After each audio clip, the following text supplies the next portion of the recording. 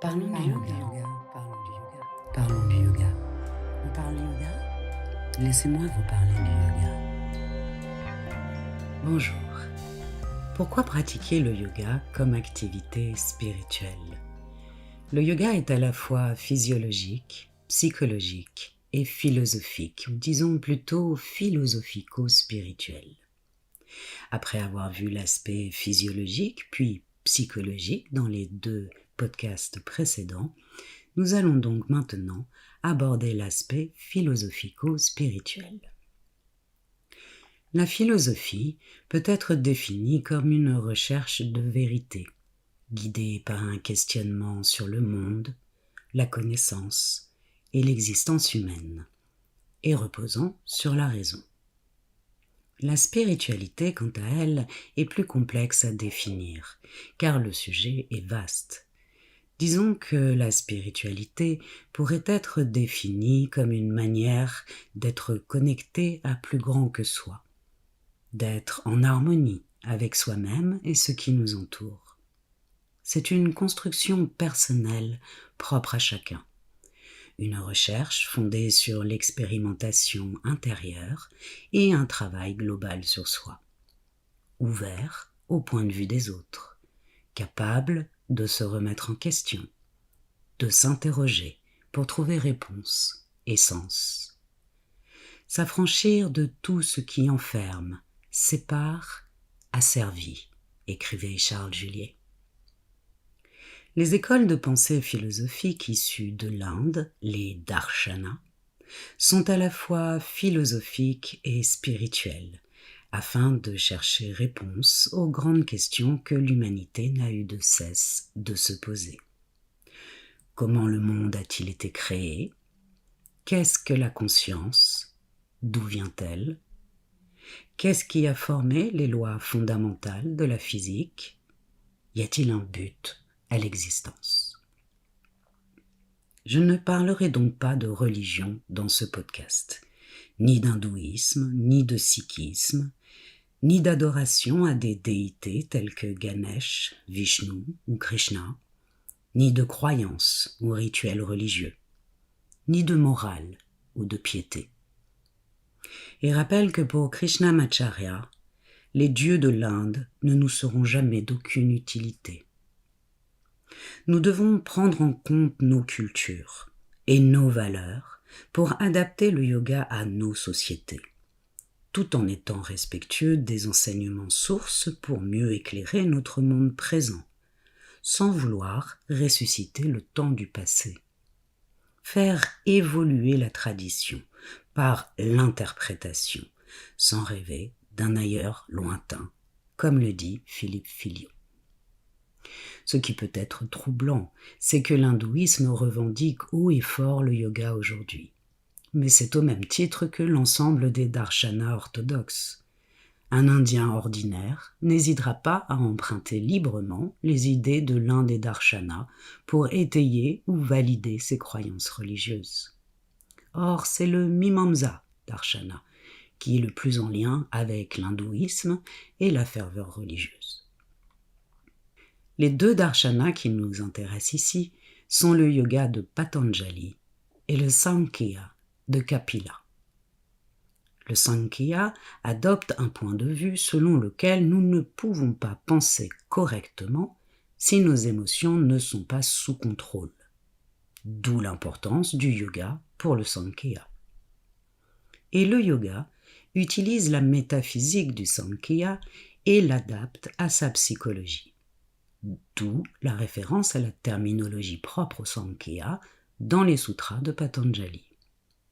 Pour le Sankhya, la connaissance discriminante, la réflexion et un raisonnement indépendant de toute autorité sont les outils les plus valables pour comprendre ce monde et échapper aux souffrances de la vie. Le Sankhya ne croit en aucun créateur, ni en Dieu, et rejette le système des castes. Il croit qu'il existe deux réalités permanentes et éternelles dans ce monde. Le monde matériel, appelé Prakriti, à savoir tout ce qui est sujet au changement et fluctuations.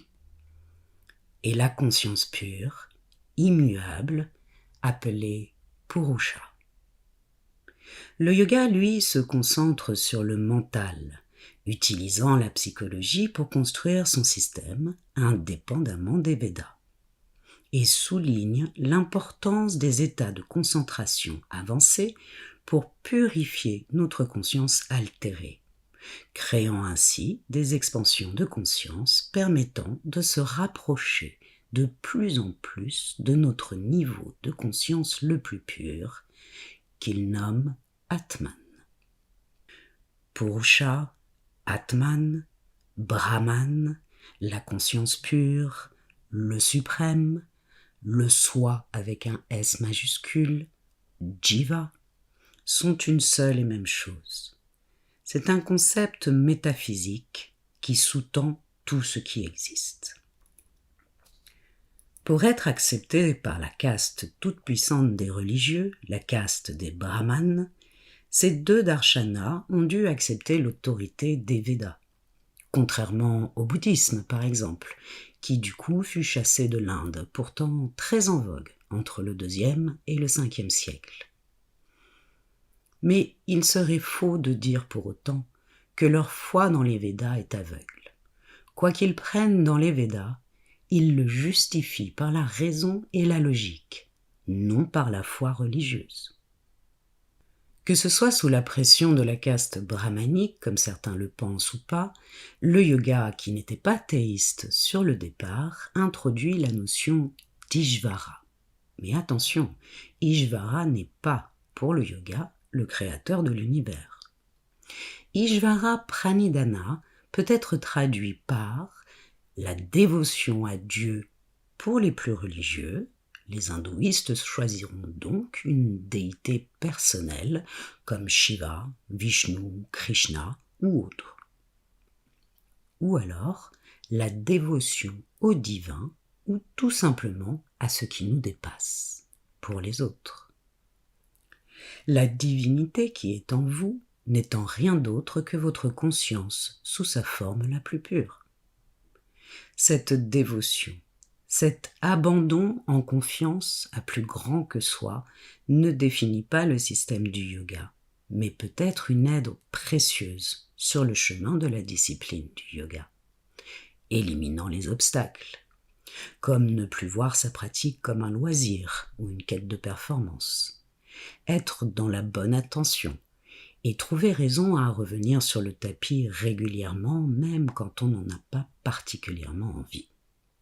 Soyons clairs, il semble que pour Patanjali, la notion d'Ishvara, comme toutes les règles de conduite éthique ou la récitation des mantras, viendront les kriyas et aujourd'hui la pratique posturale, ne sont pas des conditions sine qua non aux expansions de conscience, mais sont des pratiques purificatrices qui peuvent aider à se mettre dans les bonnes conditions. Revenons sur le concept de la conscience pure. En Inde, un tempérament spirituel est une condition préalable pour l'étudiant en philosophie indienne. Il croit d'abord et explique et rationalise ensuite. Pour nous aujourd'hui, et vis-à-vis du yoga en particulier, j'aurais tendance à penser que cela peut aller dans le sens contraire, surtout pour les anticléricaux ou les athées. C'est en étudiant les textes et leurs commentaires, en étant interpellé par des convergences entre les découvertes scientifiques et celles des yogis, et surtout en expérimentant par les pratiques, que la spiritualité nous gagne.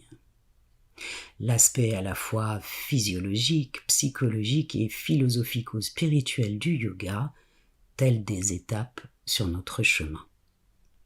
Aussi, pour parler du concept de cette conscience pure que nous pourrions atteindre, pour nous occidentaux, je partirai des théoriciens quantiques pour faire sens. D'Oppenheimer, citant la Bhagavad Gita lors de l'explosion en 1945 de la première bombe atomique qu'il appellera Trinity, à Carlo Rovelli aujourd'hui, Beaucoup de théoriciens quantiques se sont intéressés aux Upanishads et autres textes philosophiques indiens comme base conceptuelle pour donner sens à leur découverte. Ce que ces chercheurs nous disent, c'est que tout est énergie, onde électromagnétique, possédant donc une vibration propre, mesurable en fréquence et porteuse d'informations. Albert Einstein aurait dit « Concernant la matière, nous nous sommes tous trompés. Ce que nous avons appelé matière est de l'énergie, dont la vibration a été suffisamment abaissée pour être perceptible par nos sens. Et c'est parce que votre main ne vibre pas à la même fréquence qu'une table qu'elle ne passe pas au travers. C'est parce qu'elle vibre de la même manière que certaines cellules souches d'un embryon se formeront ensemble pour créer certains tissus, tels que celles qui créent la peau et le cerveau. Par extrapolation, c'est parce que deux êtres vibrent sur une même fréquence qu'ils s'attirent. Cette énergie n'est pas immuable. Deux êtres qui s'aimaient peuvent ne plus rien avoir à faire ensemble au bout d'un moment. Certaines cellules, en nous, peuvent devenir malignes et créer une maladie. Cette énergie est propre au monde matériel. C'est Prakriti, Shakti pour les hindouistes. Comme l'ont découvert les physiciens quantiques, le monde matériel ne se limite donc pas, pour le Sankhya, à la matière minérale, organique ou végétale.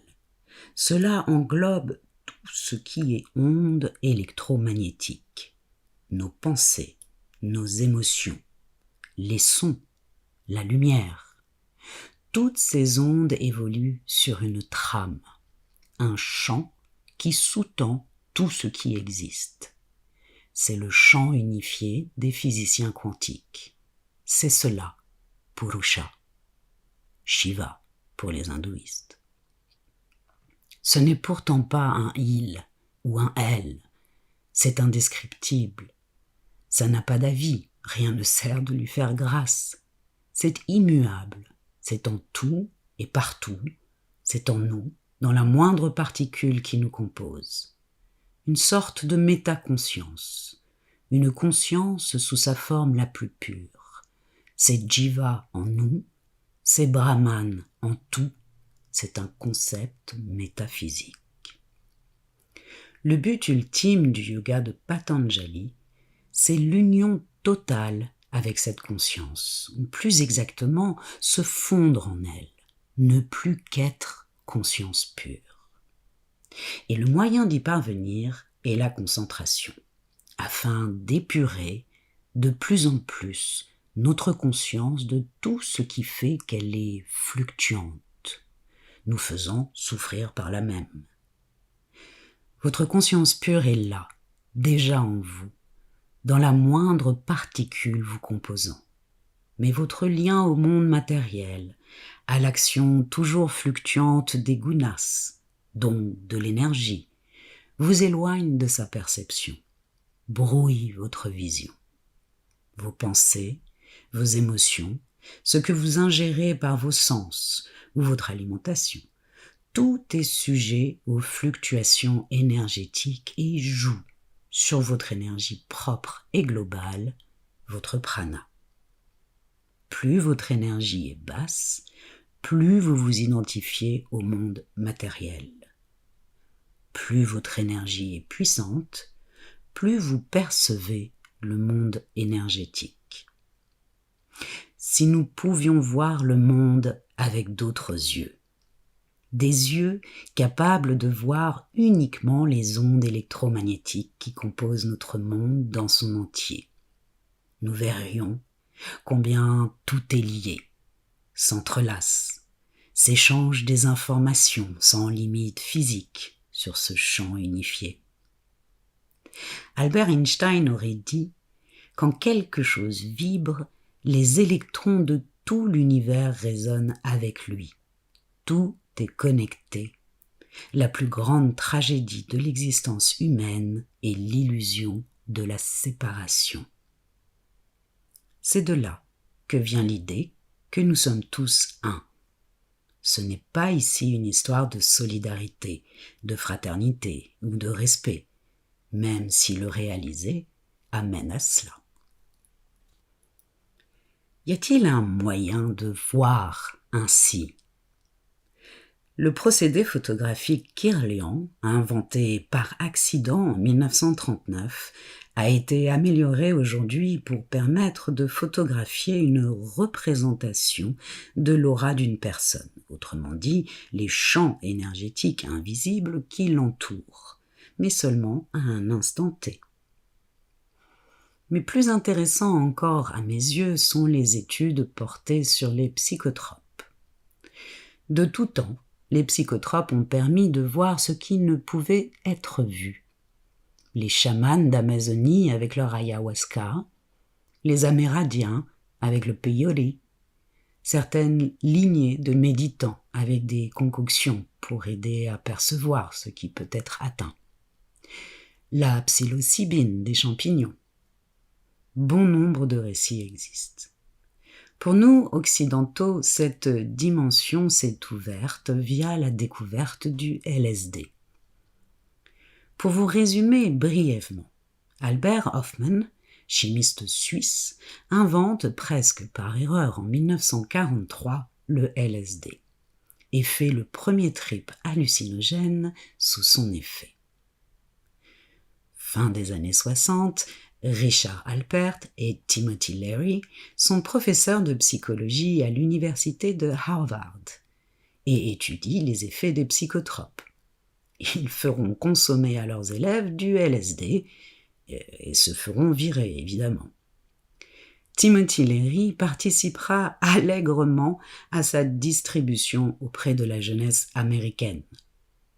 Woodstock démarre, c'est la vague hippie et New Age qui démarre, avec cette fantastique ouverture vers des spiritualités nouvelles, l'éclatement des règles autoritaires d'alors et cet élan d'amour et de fraternité qui dépassera les frontières jusqu'en Europe.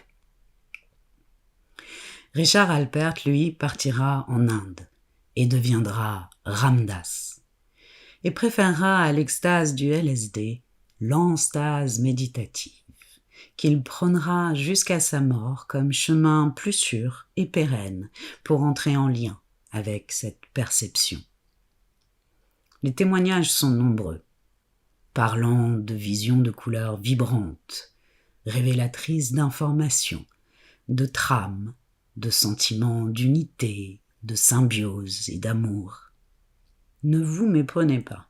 Je ne suis pas en train de faire l'apologie des psychotropes, mais je cherche à vous faire comprendre que le yoga n'est pas une croyance sans fondement. Et je m'appuie sur des découvertes scientifiques valides pour vous amener à cela. Attention, la prise de psychotropes peut avoir des effets terribles sur des personnes fragiles psychologiquement. Ce n'est pas à prendre à la légère. Depuis la vague hippie, la consommation dite récréative des psychotropes et la répression anti-drogue menée par Ronald Reagan en son temps, les recherches sur les effets des psychotropes ont repris dans pas mal de pays aujourd'hui. Je vous parle de microdosing, pris non plus de manière récréative, mais sous protocoles médicaux, afin de remédier à des mal-être, des syndromes post-traumatiques et autres. Les expansions de conscience produites par la prise de psychotropes permettent de soulager les souffrances et permettent l'accès à un sentiment d'unité et de paix, comme les yogis l'ont toujours soutenu. Mais que se passe-t-il chez nous pour que nous soyons capables d'une telle vision, d'un tel sentiment d'unité ? La molécule responsable de cette perception, de ces expansions de conscience chez les psychotropes, est la DMT. Or, il se trouve que nous sommes capables de produire cette DMT de nous-mêmes grâce à notre glande pinéale, qui se trouve approximativement au centre de notre cerveau, entre les deux hémisphères. Or, il se trouve que nous sommes capables de produire cette DMT de nous-mêmes, grâce à notre glande pinéale qui se trouve approximativement au centre de notre cerveau entre les deux hémisphères, par effet piézoélectrique, puis par transmutation de la mélatonine qu'elle produit normalement pour régler nos cycles circadiens. Voici comment Joe Dispenza, neuroscientifique, chercheur et auteur de best-sellers, l'explique. L'effet piézoélectrique consiste à appliquer une pression à certains matériaux. Ce stress mécanique se transforme en charge électrique. La glande pinéale contient des cristaux. Cet effet s'applique sur eux. Lorsqu'on parvient à créer une certaine pression en bas de notre colonne vertébrale, en contractant certains muscles, en retenant notre souffle, cela augmente la pression intrathécale. C'est l'espace rempli de liquide qui entoure le cerveau et la moelle épinière. Cela fait remonter ce liquide céphalorachidien le long de la colonne jusqu'à la glande pinéale, exerçant un stress mécanique dessus. La glande se met alors à produire des métabolites améliorés de la mélatonine, appelés benzodiazépines. Ces molécules sont des hypnotiques, à partir desquelles on crée par exemple le Valium, et qui ont comme propriété d'anesthésier le mental analytique. D'après les études, on constate que les benzodiazépines éliminent toute activité neuronale dans l'amygdale, le centre de survie du cerveau, limitant ainsi l'action des molécules chimiques provoquant la peur, la colère, l'agitation, la tristesse, la douleur. Votre corps se sent alors détendu, mais votre esprit reste lucide. De plus, une autre molécule chimique créée à partir de la mélatonine et permettant d'obtenir des antioxydants puissants, les pinolines, entre en compte, attaquant les radicaux libres qui endommagent nos cellules et ont un rôle dans le vieillissement cellulaire et bon nombre de maladies.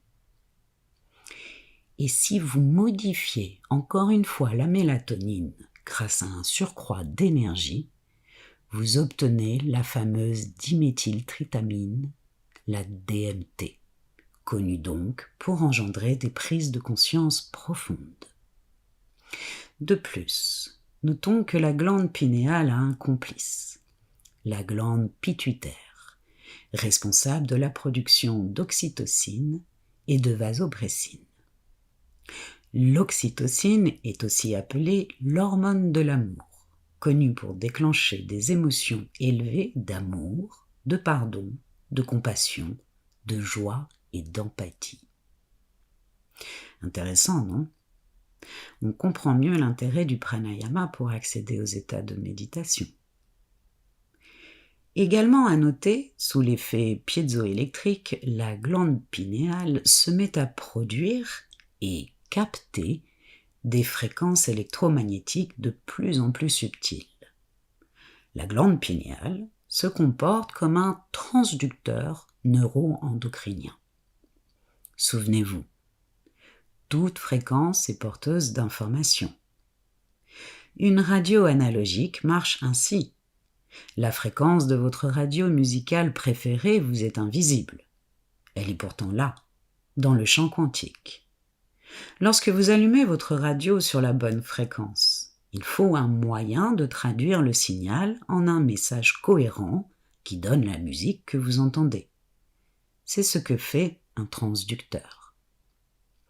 Le transducteur est votre glande pinéale, capable de capter des fréquences, donc des informations, ne provenant pas de votre réalité sensorielle habituelle.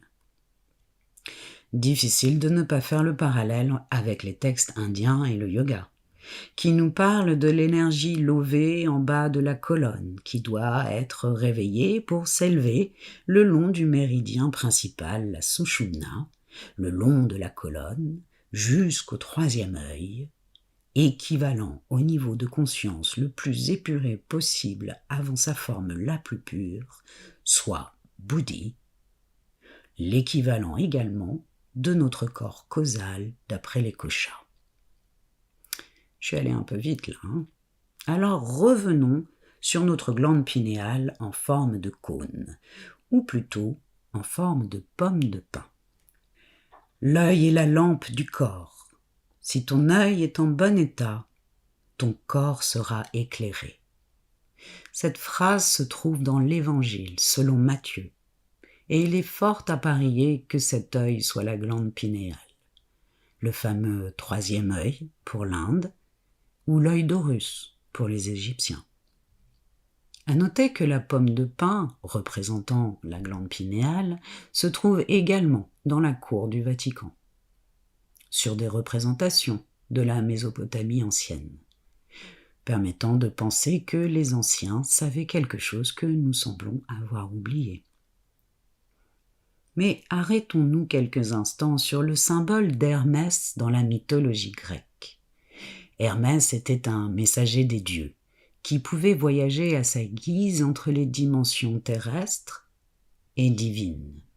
Son symbole était le caducée, représentant 2 serpents enroulés autour d'une tige, au sommet de laquelle on observe 2 ailes déployées, symbolisant la libération du soi, et une boule, ou une pomme de pin, au-dessus de laquelle se trouve une couronne lumineuse. Cela ne vous fait-il pas penser à la représentation de la Sushumna, le méridien principal, et les 2 serpents, Aïda et Pingala?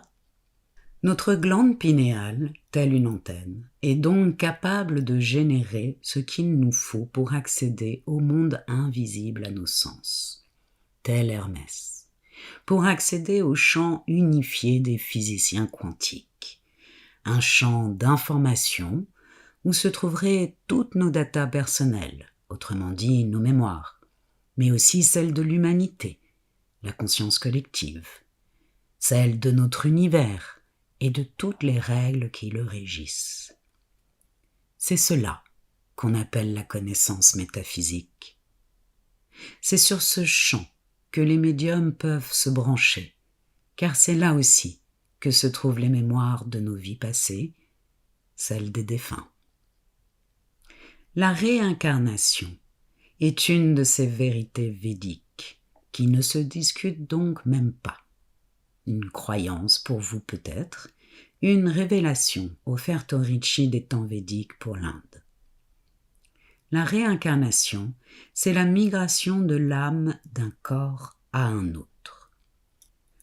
Lorsque nous mourons, notre corps causal, appelé également corps astral, notre âme, n'a plus d'enveloppe charnelle pour y loger, mais existe toujours dans le champ quantique, sous forme d'ondes électromagnétiques porteuses des informations qui nous sont propres, nos datas, nos empreintes karmiques.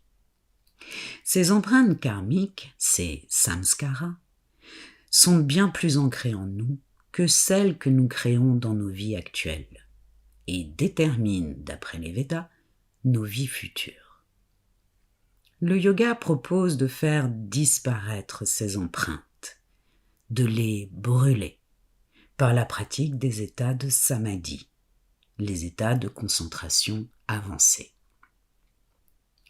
Ces empreintes peuvent se réveiller dans votre vie actuelle ou dans une prochaine, de manière à ce que vous y fassiez face et appreniez la leçon qu'il y avait à en tirer, pour évoluer sur ce que certains appellent aujourd'hui notre chemin de vie, votre chemin d'évolution spirituelle vers l'éveil.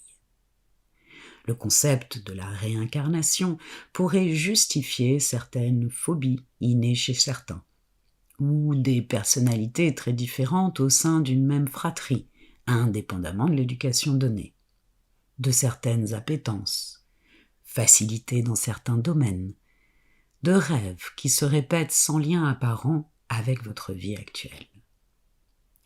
Le but ultime du yoga de Patanjali est la sortie du cycle des réincarnations. Un yogi qui a réalisé la forme la plus avancée de samadhi, à savoir nirbija samadhi, sans objet de concentration, doit détruire tous ses karmas avant de pouvoir faire la transition vers dharma mega samadhi et ainsi atteindre kaivalya, son moksha final, sa délivrance du monde matériel, donc de prakriti, donc de l'action des gunas, de l'énergie, pour ne plus être que pure conscience, se fondre et se confondre dans Purusha, devenir Purusha. Autant le dire, c'est mourir, en faisant en sorte que son âme ne se réincarne pas dans un nouveau corps et reparte pour un cycle de vie. Votre corps causal, c'est-à-dire votre conscience pure mais encore porteuse de vos mémoires karmiques, elle est sattvique. Tant que vous avez encore des mémoires de vos vies passées, vous êtes encore dans le cycle des réincarnations, lié à Prakriti. Mais revenons un peu en arrière, vers quelque chose de plus concret peut-être pour vous, et surtout accessible. La connaissance yogique, Jnana. Albert Einstein aurait dit « Je ne suis pas arrivé à ma compréhension des lois fondamentales de l'univers à travers mon mental rationnel. Il y a un changement dans la conscience.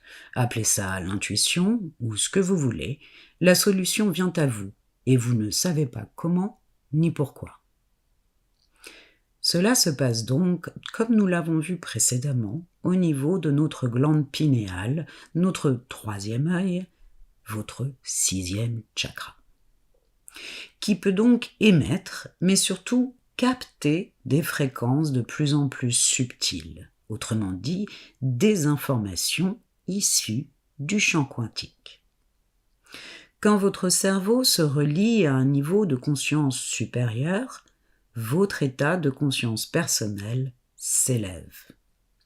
Ce niveau de conscience, propre au troisième œil, induit par un état soutenu de concentration sans interruption, est ce que le Sankhya appelle Buddhi. La racine Bud en sanskrit signifie éveillé. Seul Buddhi est capable de percevoir Purusha. Résumons à nouveau s'il en était besoin. Énergie et conscience ont beaucoup à voir ensemble, mais ne sont pas la même chose. Comme nous l'explique la physique quantique, tout est énergie. Ondes électromagnétiques, la matière propre, nos émotions, nos pensées. Cette énergie est fluctuante. Elle peut avoir 3 qualités, rajasique, tamasique ou sattvique. Elle compose Prakriti. Cette énergie évolue sur un champ, le champ unifié des physiciens quantiques. C'est la dite conscience pure. Cette force qui sous-tend Prakriti, sans pour autant intervenir, immuable. C'est Purusha, appelé également Atman pour le yoga, Brahman pour le Vedanta Darshana, le suprême, le soi avec un S majuscule, Jiva quand il est en nous.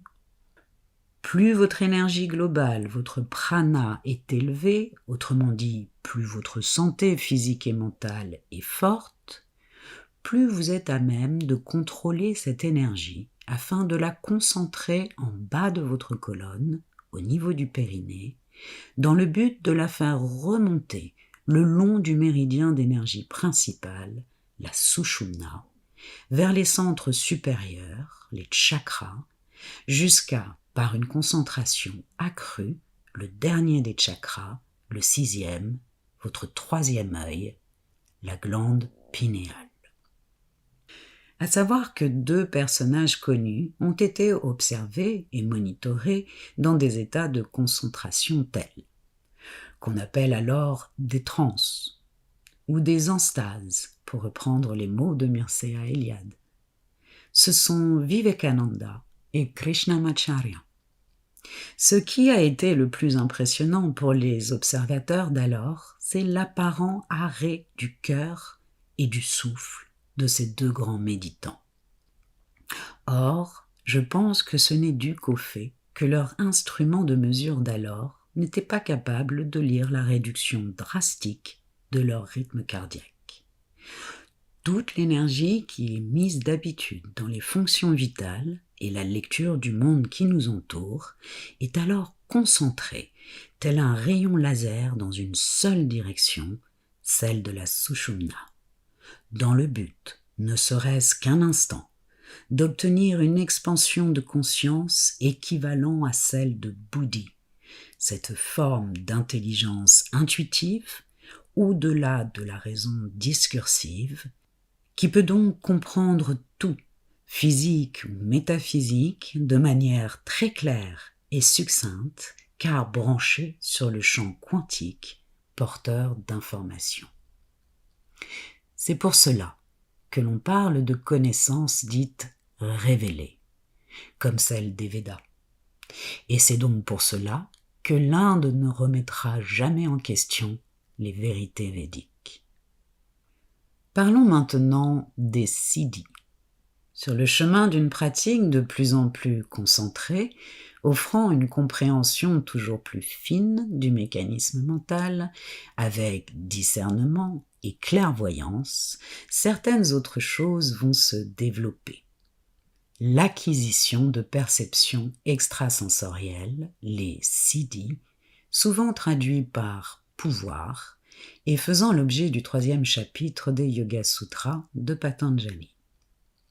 Sur le sujet des pouvoirs extrasensoriels, télépathie, télékinésie, sortie de corps, lévitation, médiumnité, etc., sachez qu'ils sont eux aussi étudiés scientifiquement. Bien qu'une partie de la communauté scientifique continue à hausser le sourcil, de plus en plus d'entre eux prennent cela au sérieux et les protocoles sont validés petit à petit. Dans ce sens, le docteur Dean Radin a beaucoup œuvré, mais d'autres également, comme les docteurs d'Étiolas et Fourier, qui ont mené pendant 10 ans des expériences scientifiques sur les sorties de corps avec Nicolas Fraisse. Les sorties de corps, comme les expériences de mort imminente, ont à voir avec le corps causal. Nicolas Fraisse, ayant par le biais des expériences menées sur lui affiné ses capacités, semble aujourd'hui pouvoir voyager dans le cosmos, ce qui est sous-entendu dans le Sutra 26 du 3e chapitre, et a déjà été rapporté par certains grands méditants d'hier et d'aujourd'hui, comme Gregor Maël. Rappelons-le si besoin, ses capacités, ses pouvoirs, comme l'accès à la connaissance métaphysique, sont à la portée de tous. Certains n'ont pas eu besoin de pratiquer le yoga pour y accéder. Mais le yoga propose à ceux chez qui ce n'est pas inné des pratiques pour y parvenir. Brièvement, ces pouvoirs acquis graduellement au fil des pratiques de concentration avancée sont cités dans les sutras 16 à 49 du chapitre 3 de Patanjali. Démystifions-les quelque peu. La connaissance du passé et du futur, par déduction discriminante.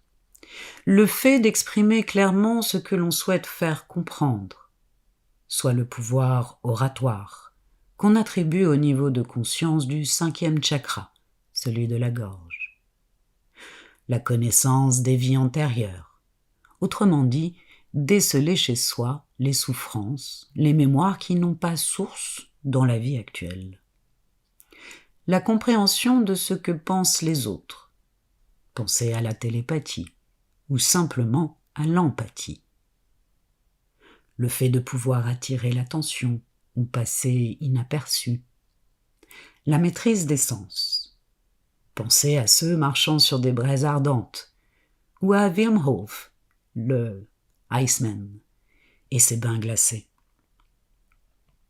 La lecture des signes. Penser aux synchronicités de Carl Jung. La capacité à rayonner sur les autres, à les influencer positivement, également prouvé scientifiquement, les émotions étant des ondes électromagnétiques. La force de caractère. Le fait de ne plus avoir à manger, ou presque. Cela a déjà été observé en Inde et ailleurs. On parle d'inédit, parfois appelé pranisme, puisqu'ils disent ne se nourrir que d'énergie. Cela reste une énigme pour la science aujourd'hui. L'intuition. La lévitation. Vous seriez étonné du nombre de témoignages répertoriés dans ce domaine. L'augmentation de la température interne. Le contrôle de la douleur et de la maladie. Pensez à nouveau à Wim Hof, capable d'influencer consciemment la manière dont son corps réagit aux agents pathogènes comme une bactérie ou un virus. Les sorties de corps. Certaines lignées de yogis, les siddhas, ayant été particulièrement attirés par l'obtention de ces 10 pouvoirs, Patanjali précise qu'ils peuvent être un obstacle au but final, renforçant l'ego, car s'y trouve également la manipulation d'autrui. Évidemment, plus vous connaissez le fonctionnement de votre mental, plus vous comprenez les autres. Vous développez alors un savoir-faire particulier dans l'observation d'autrui. Cela peut devenir un jeu, à ne mettre qu'entre les mains de personnes de bonnes intentions donc. Par ce podcast, j'ai cherché à vous montrer que le yoga darshana n'est pas sans fondement. En démystifiant les écrits indiens et pointant les convergences entre les découvertes scientifiques et les pratiques de yoga, je sais que les plus religieux n'apprécieront sans doute pas, car leur foi est suffisante à leurs yeux. Mais tel a été mon chemin, pour donner du sens à ce que je vivais au cours de mes presque 25 années de pratique et d'études. C'est la démarche d'une cartésienne, anticléricale et agnostique. Je le fais pour vous faire gagner du temps et donner sens à vos pratiques. Maintenant, entendez-moi bien. De la même manière que la pratique n'est qu'une coquille vide sans la compréhension de la théorie, l'étude purement théorique a ses limites. Nous sommes dans le domaine de l'inexpliqué, sans certitude aucune, à la recherche de réponses. La spéculation intellectuelle doit céder sa place à la pratique. Vous pouvez avoir saisi de manière intellectuelle ce qui vient d'être dit. C'est sans comparaison avec la compréhension que la pratique peut vous apporter. Et ne croyez pas que les états de concentration élevés ne soient pas accessibles, ou uniquement pour une élite spirituelle et pieuse. C'est faux. Quelques instants seulement, dans un état de conscience supérieure, vous permettront de vraiment comprendre. Tous les textes vous sembleront plus clairs. Et plutôt que chercher les convergences scientifiques pour créditer le yoga, vous finirez par vous amuser de voir la communauté scientifique finir petit à petit par dire la même chose, juste autrement. Mais pour cela, il va vous falloir vous dépouiller de tout ce qui a été appris, vous défaire de tout ce qui a été acquis, vous abandonner avec confiance, lâcher prise, dans le vide, la lenteur, le silence, seul face à vous-même. Il va vous falloir accueillir l'inconnu et être disponible à ce qui advient, sans analyse. L'attitude mentale, bhavana, pendant la pratique, a une importance capitale. Cela se situe au-delà de la technique, de la maîtrise et de la volonté. Krishnamurti disait « La méditation ne fait qu'ouvrir une porte. Ce qui se trouve au-delà ne pourra jamais être exprimé avec des mots. » Alors à vous de jouer. Pratiquez encore, et le reste viendra. Vous trouverez en descriptif de ce podcast quelques références à ce qui a été dit. Je vous remercie.